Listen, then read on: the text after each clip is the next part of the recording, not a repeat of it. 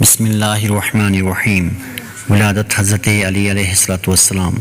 دنیا میں یہ مقام اللہ تعالیٰ نے صرف حضرت ابو طالب کے لال حضرت علی علیہ السلام کو عطا کیا ہے کہ 13 رجب کے دن آپ علیہ السلام کی ولادت خانہ کعبہ میں ہوئی، جبکہ 21 رمضان المبارک کو شہادت بھی خانہ خدا مسجد کوفہ میں ہوئی، اور یوں ولادت سے شہادت تک علی علیہ السلام کا ہر لمحہ رضا الہی اور خوشنودی پروردگار کے لیے بسر ہوا۔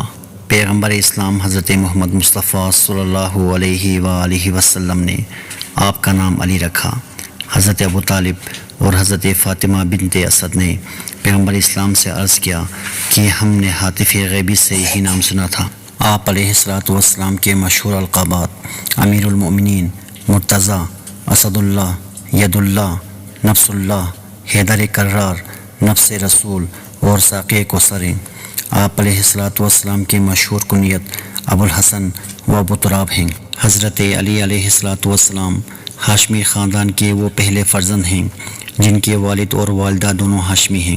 جوان مردی، دلیری، شجاعت اور بہت سے فضائل بنی ہاشم سے مخصوص تھے، اور یہ تمام فضائل حضرت علی علیہ السلام کی ذات مبارک میں بدرجہ اتم موجود تھے۔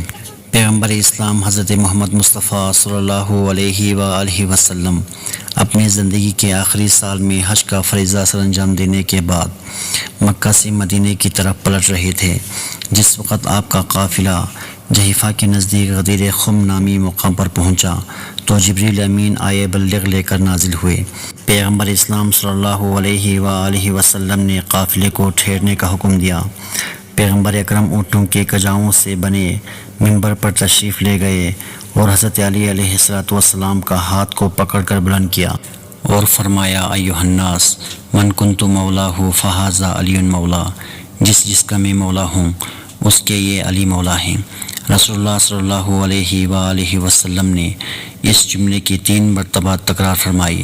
حضرت علی علیہ السلام کی امتیازی صفات اور خدمات کی بنا پر رسول خدا صلی اللہ علیہ وآلہ وسلم ان کی بہت عزت کرتے تھے اور اپنے قول و فعل سے ان کی خوبیوں کو ظاہر کرتے رہتے تھے۔